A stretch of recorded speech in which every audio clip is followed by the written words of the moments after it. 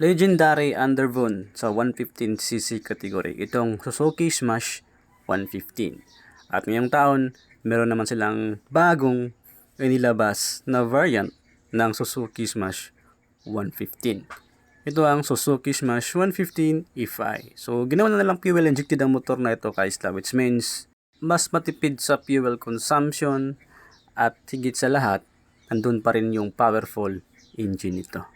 So ito yung pag-uusapan natin kaisla, itong Suzuki Smash 115. So ano nga ba yung mga improvements dito sa motor na ito aside sa FI na ang motor na ito. So let's start sa kanyang appearance. May dalawa pa ring variant itong Suzuki Smash 115 FI.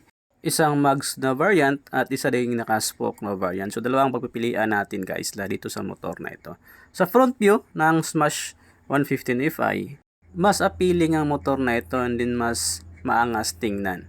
So maganda yung design niya kung titingnan mo ito sa harapan kaisla. Very aggressive din ang motor na ito, kaya din sa kanyang predecessor na Smash 150 na carburetor. Overall design ng Smash 115 FI is may kahawig din siya sa Suzuki shooter. Kung nalala yung shooter na motor ng Suzuki, na the same cc din, 115cc din, na FI din. So, parang ganun yung kanyang disenyo sa shooter. I don't think kung yung shooter ay revive lang at ginawang Smash FI. Parang ganun yung disenyo eh. Yung sa side view at sa likod. Pero sa harap, mas iba yung kanyang dating. Mas aggressive to. And then, mas maganda yung appeal ng motor na ito sa harap kaisla. And then sa kanyang naman, engine side. So, magkaiba na yung engine ito compare sa previous na Smash 150 na carburetor. So actually hindi naman talaga finish out ni Suzuki yung carburetor. Nandun pa rin. So kaya sa Raider merong carb, merong FI. So ganun din dito sa Smash 115. So para sa akin, mapipiliin ako sa dalawa, carb and din yung Smash na FI. Dito ako sa FI kasi maganda na yung kanyang fuel consumption and din yung kanyang air and fuel mixture. Minsan kasi sa carburetor nagpo-problema yung kanyang carb. Dito kasi FI na to, so mas maganda na yung engine response nito. Bawat pihit mo ng silinyador talagang may laman talaga na power. So ito yung kagandahan ng FI kaisla. Sa kanyang dashboard naman, ito ay naka-analog type. So hindi to digital yung dashboard nito. So sana man lang ginawa ni Suzuki na digital na yung dashboard nitong Smash 115 FI. Sa kanyang mga lighting system naman, ito ay naka-bulb type lahat. Headlight, signal light, bulb type. So, hindi to LED. So, ay sana naman din ni Suzuki. Ginawa na lang nilang panto LED. Kaya dun sa Raider 150 FI, LED yung kanyang headlight. But, still, bulb type. Siguro, may reason sila para mas mura pa rin ang motor na ito. Mamaya, yung presyo yung pag-uusapan natin kung magkano nga ba yung price ng motor na ito. So, ito yung color na nagustuhan ko dito. White and red combination. Maganda, maangas ang itong color combination ito. Tapos naka-mags pa yung mga gulong nito. So, pwede mo itong ma-tubeless. Then, pag-usapan natin yung specs ng engine kaisla kasi magkaiba na yung makina nito eh compare dun sa carb na motor. So, ano nga ba yung prefer performance nito? Yung performance sa papel, yung specs ng motor. So hindi pa natin doon test ride guys la. So hindi pa natin talaga alam kung ano talaga yung full potential ng motor na ito. But based on papers, ito yung kanyang engine specification. Ito ay equipped ng 115cc Suzuki Eco Performance fuel injected engine. Light and compact sa 115 to 110cc category. Kaya nitong mag-generate ng maximum power of 6.9 kW sa loob ng 7,500 revolution per minute.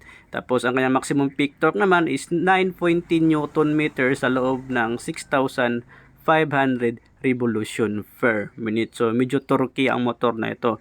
Mas maganda yung kanyang arangkada. And then ang motor na ito ay naka-single cylinder, single overhead cam with 2 valves. Liquid cooled, no, ito ay air cooled. So hindi to liquid cooled ang Suzuki Smash 115, kundi air cooled pa ang motor na ito. So para sa akin, okay na rin yung air cooled kasi 150cc naman na to. Hindi naman to masyadong mainit yung kanyang makina. So based on papers, talagang mataas yung kanyang torque. It means maganda to gagamitin kapag mag-overtake ka. So madali siya makaseparate from other sasakyan. So ito yung kagandahan sa motor na ito, maliksi pa rin. So hindi pa rin nawala yung liksi ng motor kahit ginawang IF-I tapos pinatipid yung kanyang fuel consumption. Speaking of fuel consumption, ayon sa WTC ay kaya din itong kumonsumo ng 68 kilometer per liter. So 68 kilometer per liter, maganda na yon, matipid na yon dito sa 110 to 115cc category.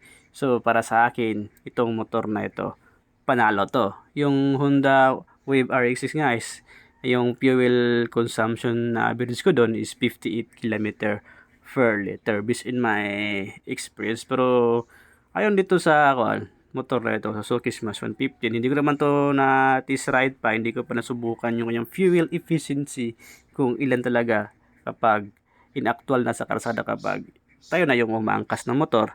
Pero based on papers, mataas na yon, 68 km per liter. So maganda na yung fuel consumption, matipid na to. So ito nga ang pinagmamalaki din ni Suzuki, mas malaki na ang underseat compartment ng motor na ito. So kung compare doon sa previous na mga modelo ng Smash 115, so mas malaking fuel consumption, it means mas maganda yung motor. Marami kang bagahe na pwede mong ilagay dito. And then itong motor na ito kaisla, itong Smash 115, nagmahal din yung presyo. So ito na nga, yung mags type niya is 72,000 pesos. So 72,400 ang price ng mags.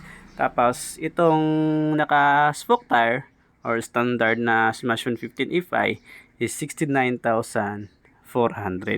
So medyo nagtaas yung price niya. So compare dun sa carburetor. So naman talaga, fuel injected, mas mahal, carb, mas mura.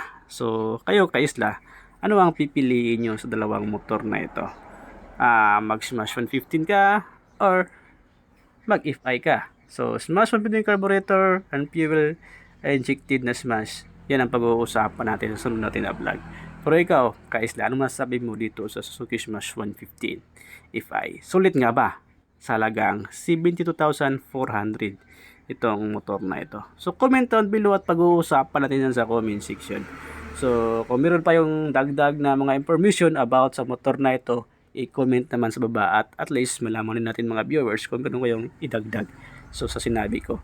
So that's all for this vlog guys. Thank you for watching Motors sa Isla. Don't forget to like, share, comment, and subscribe. And click the bell button para maging updated ka sa mga future content na ating i-upload dito sa ating YouTube channel. So once again, peace. Bye-bye.